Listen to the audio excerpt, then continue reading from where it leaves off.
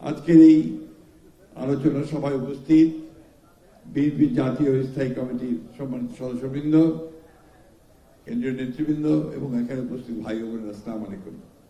আজকে সকাল থেকেই আমরা এই দিনটি পালন করছি।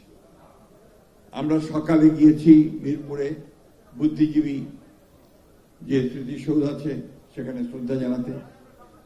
এরপরে আমরা মুক্তিযোদ্ধা দলের অনুষ্ঠানে গেছি, সেখানে আলোচনা করেছি। এখন এই মুহূর্তে আমাদের নেতৃবৃন্দ আপনাদের সামনে এই বুদ্ধিজীবী দিবস সম্পর্কে আলোচনা করেছেন। আজকাল যারা তরুণ, অর্থাৎ যাদের বয়স 30-এর নিচে, তারা এই দিবসটি সম্পর্কে সরাসরি কোনো ধারণা রাখেন না। কিন্তু এখানে আমরা যারা আছি, এখানে যারা সেই সময় যুদ্ধের সময় তরুণ ছিলাম, আমরা নিজেরাই উপলব্ধি করেছি, দেখেছি 1971 সালে আমরা যুদ্ধে অংশ নিয়েছিলাম এবং মূল লক্ষ্যটি ছিল যে আমাদের এই দেশের, এই অঞ্চলে, এই ভূখণ্ডের মানুষের যে অধিকার, সেই অধিকারকে হরণ করছিল পাকিস্তান। রাজনৈতিকভাবে আমাদেরকে শোষণ করছিল, বঞ্চিত করছিল, অর্থনৈতিকভাবেও আমাদেরকে নির্যাতিত, আমাদেরকে বঞ্চিত, এবং আমরা বঞ্চনার শিকার হচ্ছিলাম এই অঞ্চলের মানুষ। সেই কারণেই দীর্ঘকাল আমরা সংগ্রাম করেছি এবং সবশেষে সেই সংগ্রাম পাকিস্তান রাষ্ট্রের বিরুদ্ধে বিদ্রোহ করে একটা স্বাধীন রাষ্ট্র প্রতিষ্ঠার লড়াই সংগ্রাম আমরা করেছি। এবং সেই যুদ্ধের ডাক দিয়েছিলেন আমাদের শহীদ প্রেসিডেন্ট জিয়াউর রহমান, আমাদের দলের প্রতিষ্ঠাতা।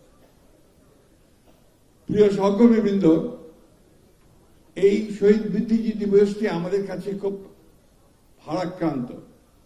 কারণ ঠিক 2 দিন আগে স্বাধীনতার পাওয়ার, 16ই ডিসেম্বরের আগে অত্যন্ত পরিকল্পিতভাবে একটা নীল নকশার মাধ্যমে একটা জাতিকে সম্পূর্ণ মেধাশূন্য করে দেওয়ার একটা চক্রান্ত ছিল সেটা। এবং দুর্ভাগ্য আমাদের যে পাক হানাদার বাহিনীর সঙ্গে যারা সেদিন যোগ সাজস করেছিল, তাদের প্রতিনিধি হয়ে এসে বাড়িতে বাড়িতে, বিশ্ববিদ্যালয়ের কোয়ার্টারগুলোতে অথবা তাদের বাড়ি থেকে যারা তুলে নিয়ে গিয়েছিল, তারা ছিল কিন্তু বাঙালি সন্তান।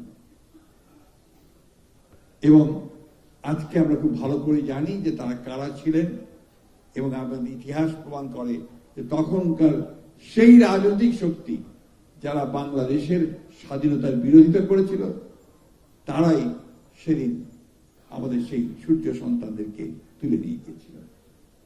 প্রিয় বন্ধুগণ, এই বিষয়টিকে হালকা করে দেখার কোনো কারণ নেই। কারণ বারবার এই চক্রান্ত, ষড়যন্ত্র হয়েছে, বারবার এই দেশের মানুষের উপরে আঘাত এসেছে, এবং তাদেরকে যেন তারা মেধার ভিত্তিতে জেগে উঠতে না পারে, যেন তারা জ্ঞানে বিজ্ঞানে উপরে উঠতে না পারে, শিক্ষায় দীক্ষায় জাতিকে সামনের দিকে এগিয়ে নিতে না পারে, সেই চেষ্টাটা তখন করা হয়েছে। এবং দুর্ভাগ্যক্রমে বিগত 15-16 বছরে আওয়ামী লীগ শাসন আমলে একই ঘটনা ঘটেছে ভিন্ন অঙ্গিকে। আমাদের শিক্ষা ব্যবস্থা অত্যন্ত দুর্বল হয়ে গেছে, আমাদের স্বাস্থ্য ব্যবস্থা দুর্বল হয়েছে, এগুলো আমরা আমাদের অর্থনৈতিক ব্যবস্থাকে পর্যদস্ত করে ফেলা হয়েছে। আমরা সবসময় এই চক্রান্ত, ষড়যন্ত্র আমাদের এই জাতির বিরুদ্ধে আমরা দেখছি। কিন্তু আমি একটা কথা আমার সবসময় মনে হয় যে এই জাতির মধ্যে একটা ইনহেরেন্ট একটা স্ট্রেংথ আছে, একটা শক্তি আছে, অন্তর্নিহিত শক্তি। যে শক্তি হচ্ছে জেগে ওঠার শক্তি। শত অত্যাচার, নির্যাতন, নিপীড়ন, হত্যা, যুদ্ধ কোনো কিছু এই জাতিকে কিন্তু দাবিয়ে রাখতে পারে না, তাকে বসে রাখতে পারে না। আজকে তার প্রমাণ আমরা দিয়েছি যে বিগত 54 বছরে বারবার আমাদের গণতন্ত্রকে ধ্বংস করা হয়েছে, বারবার আমাদের সম্ভাবনাগুলোকে ধ্বংস করা হয়েছে। তারপরেও এই জাতি তার জনগণের মধ্য দিয়ে, তার তরুণদেরকে, যুবকদেরকে সঙ্গে নিয়ে জনগণ বারবার রুখে দাঁড়িয়েছে এবং জয় লাভ করেছে। আমি সেই জন্যই কখনোই আশা হারাই না, আমি নিরাশাবাদী হতে পারি না, আমি সবসময় অত্যন্ত আশাবাদী। আজকে একটা এত বড় একটা আফসার হয়েছে, একটা ছাত্র জনতার অভ্যুত্থান হয়েছে, আমরা ভয়াবহ ফ্যাসিস্ট শক্তিকে যারা 15 বছর এই দেশের মানুষের অত্যাচার নির্যাতন নিপীড়ন চালিয়েছে, যারা এই দেশের অর্থনীতিকে ধ্বংস করেছে, রাষ্ট্র ব্যবস্থাকে ধ্বংস করে দিয়েছে, তাদেরকে সরিয়ে দিয়ে আমরা কিন্তু একটা নতুন সম্ভাবনার দ্বার তৈরি করে একটা নতুন সুযোগ সৃষ্টি হয়েছে। আমরা জানি যে এর মধ্যে অনেক সমস্যা হচ্ছে। যারা অন্তর্বর্তীকালীন সরকার আছেন তাদের অভিজ্ঞতার অভাব বিভিন্ন কারণে ঠিক যেভাবে আমরা আশা করেছিলাম সেইভাবে কিন্তু পারা যায় নাই, কিন্তু আবার অনেকগুলো কাজও হয়েছে। আমাদের সংস্কারের কথা আমরা বলেছিলাম, সেই 2016 সালে আমাদের নেত্রী দেশনেত্রী বেগম খালেদা জিয়া ভিশন 2030 নিয়েছিলেন। তখনই আমরা সংস্কারের আশা মানুষের মধ্যে তুলে ধরেছিলাম। ঠিক একইভাবে 2023 সালে আমরা যারা ফ্যাসিস্টদের বিরুদ্ধে লড়াই সংগ্রাম করছিলাম তারা সবাই একসাথে হয়ে আমরা 31 দফা কর্মসূচি দিয়েছিলাম। আমাদের নেতা যারা তারেক রহমান সেই 31 দফা কর্মসূচিকে জনগণের কাছে পৌঁছে দেওয়ার জন্য নির্দেশ দিয়েছিলেন। আমরা সেগুলো নিয়ে পৌঁছে দেওয়ার চেষ্টা করেছি এবং তারই ফলশ্রুতিতে যখন এই পরিবর্তন এসেছে, এখন আমরা মানুষের কাছে গিয়ে নতুন করে একটা বাংলাদেশ গড়ে তোলবার জন্য আমরা কাজ করছি।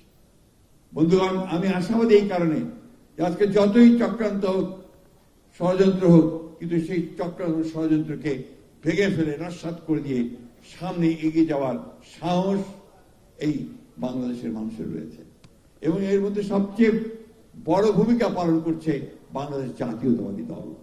আমরা 15-16 বছর লড়াই করেছি। আমাদের 60 লক্ষ মানুষের বিরুদ্ধে মিথ্যা মামলা হয়েছে, 20,000 নেতাকর্মীকে হত্যা করা হয়েছে, ইলিয়াস আলী সহ 1700 আমাদের নেতা কর্মীকে গুম করে দেওয়া হয়েছে। তারপরে আমাদেরকে কিন্তু পরাজিত করতে পারেনি, আমাদেরকে দমন করতে পারেনি বন্ধুগণ। আর সেই জন্যই আজকে এই নতুন সম্ভাবনা দেখা দিয়েছে। আজকে নির্বাচন যখন তফসিল ঘোষণা হলো, তখনই আপনার হত্যা করার চেষ্টা করা হলো হাদিকে, একজন সৈনিক যে এই ফ্যাসিস্টদের বিরুদ্ধে রুখে দাঁড়িয়েছিল, সেই সৈনিককে একটা ভয় আবার শুরু করতে চেয়েছে। যে ভয় 15 বছর আওয়ামী লীগ দেখিয়েছে, ভয় দেখিয়ে দিয়ে শাসন করার চেষ্টা করেছে, ত্রাস সৃষ্টি করেছে, আবার সেই ভয় দেখিয়ে এসে এইসব আমাদের গণতন্ত্রের যে সৈনিক তাদেরকে তারা ভয় দেখিয়ে স্তব্ধ করে দিতে চায়। কিন্তু ইতিহাস বলে যে সেই ভয়ে বিএনপি কখনো দমে যায় না। যায়? আমরা কি দমে যাব? বন্ধুগণ, আজকে সমস্ত চক্রান্তকে, সমস্ত ষড়যন্ত্রকে নস্যাৎ করে দিয়ে এই যে যুদ্ধ আমরা নতুন শুরু করেছি, এই যে সংগ্রাম শুরু করেছি, যে নির্বাচনের মধ্য দিয়ে আমরা আমাদের যে স্বপ্ন, তারেক রহমান সাহেবের যে স্বপ্ন, আমাদের নেত্রী বেগম খালেদা জিয়ার যে স্বপ্ন, আমাদের প্রতিষ্ঠাতা শহীদ জিয়াউর রহমানের যে স্বপ্ন, সত্যিকার অর্থেই একটি সুখী সমৃদ্ধ গণতান্ত্রিক বাংলাদেশ গড়ে তুলবার সেই স্বপ্নকে আমরা অবশ্যই বাস্তবায়িত করবো ইনশাআল্লাহ। আজকে সেই শপথ আমরা নিয়েছি। আমরা সেই শোককে শক্তিতে রূপান্তরিত করে আমরা অবশ্যই জয় করব, আমরা তাদেরকে পরাজিত করব যারা আজকে এই সমস্ত ষড়যন্ত্র করছে। আমি বক্তব্য দীর্ঘ করব না, আপনাদেরকে শুধু আহ্বান জানাতে চাই, চতুর্দিকে ষড়যন্ত্র হবে, চক্রান্ত হবে, তার মধ্যে মাথা উঁচু করে দাঁড়িয়ে থাকবে বিএনপি এবং সে জয় লাভ করবেই ইনশাআল্লাহ, সেই বিশ্বাস আমাদের সকলের আছে। বিএনপি একটা লিবারেল ডেমোক্রেটিক পার্টি, একটা উদারপন্থী গণতান্ত্রিক দল। আমরা গণতন্ত্রে বিশ্বাস করি, গণতন্ত্র প্রতিষ্ঠা করতে চাই। আমরা জানি 1971 সালে কারা, কোন রাজনৈতিক শক্তি সেদিন আমাদের এই বুদ্ধিজীবীদেরকে হত্যা করেছিল। আমরা জানি কারা 1947 সালে পাকিস্তান আন্দোলনের বিরোধিতা করেছিল, যেটা ছিল তৎকালীন ভারতবর্ষের মুসলমানদের একটা জেগে ওঠার জন্য, তাদেরকে তাদের আত্মনির্ভরশীলতার জন্য যে রাষ্ট্র তারা চেয়েছিল সেটা নির্মাণের জন্য। আমরা এও জানি আজকে আবার কারা নতুন করে এই নির্বাচনের সময় এই ষড়যন্ত্র করে নির্বাচনকে নস্যাৎ করতে চায়। আমরা তাদেরকে চিনি। বন্ধুগণ, আজকে সবসময় মনে রাখতে হবে, পরাজিত ফ্যাসিস্ট শক্তি আজকে চেষ্টা করছে এই দেশে নির্বাচনকে বানচাল করবার। আরেকটি শক্তি তারা চেষ্টা করছে ধর্মকে ব্যবহার করে এই দেশে আবার মানুষের মধ্যে বিভাজন সৃষ্টি করবার। আমরা যে পথে আছি সেই পথই হচ্ছে সঠিক পথ। আমরা উদার গণতান্ত্রিক পথে সামনের দিকে এগিয়ে যাব। গণতন্ত্রকে প্রতিষ্ঠা করব।